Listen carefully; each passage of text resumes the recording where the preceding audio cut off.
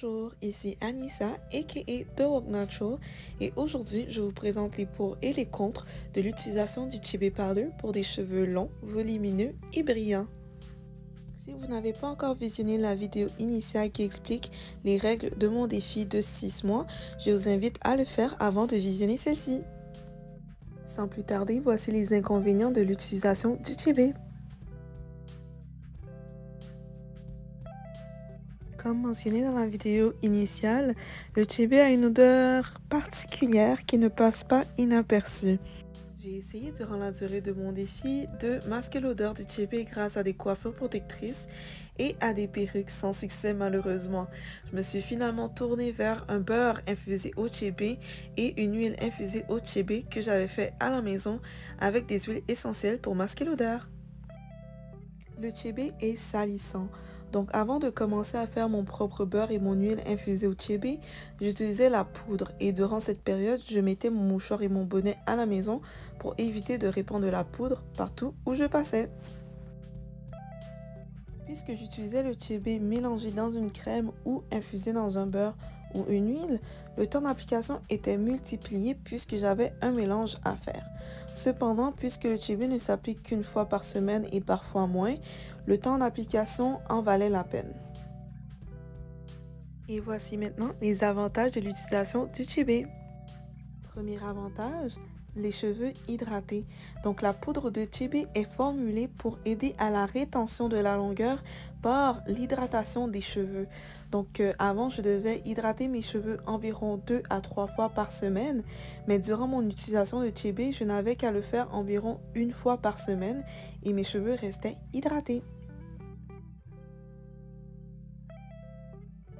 Le deuxième avantage, c'est que le Chibe facilite le démêlage. Donc durant les quelques mois de mon défi, j'ai pu remarquer que mes cheveux étaient beaucoup plus faciles à démêler et qu'il y avait beaucoup moins de nœuds. Donc le poids de la poudre de Chibe permet de garder les cheveux allongés et le fait de garder les cheveux en tresse et de favoriser le démêlage à la main réduit la formation de nouveaux nœuds.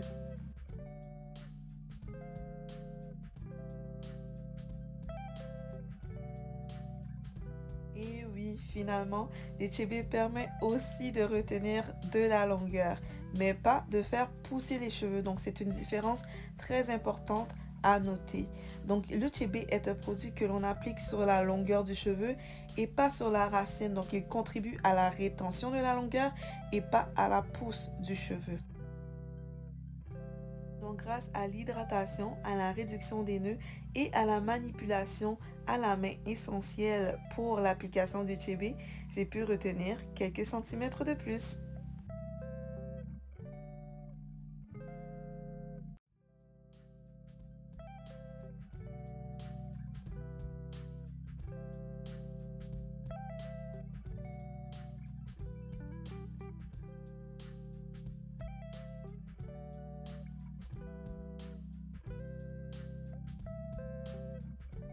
Malheureusement, après un lissage de trop, j'ai souffert de heat damage, donc j'ai dû couper une grande quantité de mes cheveux environ 4 mois après le début de mon défi afin de raviver mes boucles car health over length.